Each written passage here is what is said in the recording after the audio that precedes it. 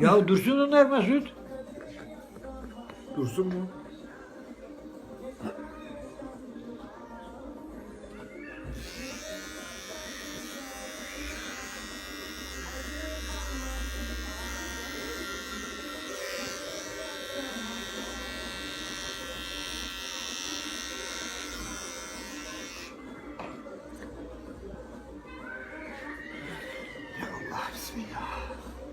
Au, yanını satayım. Dur Mesut dinlen bir ya.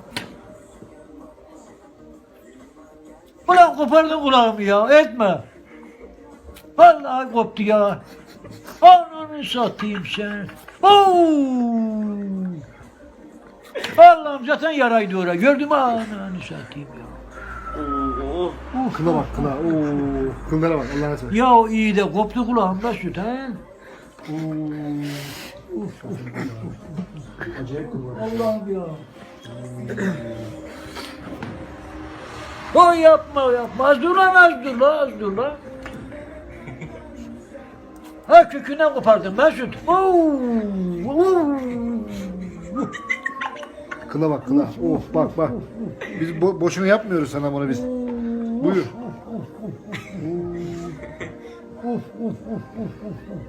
Biz boşuna yapmıyoruz sana bunu. Ya bu dursun Mesut. Ya Allah'ım yandı da yandı ya.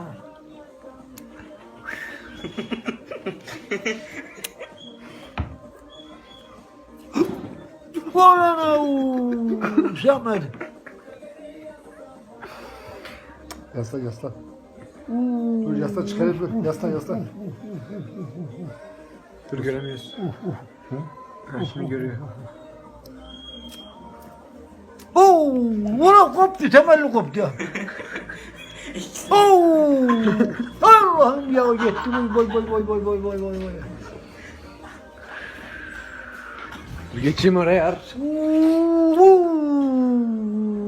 Gördün mü? Bak. Hey gözlerine bakayım. Aç gözlerini. Şimdi kolonya sürelim. Mesut. Bay. Vallahi de yandı billahi de.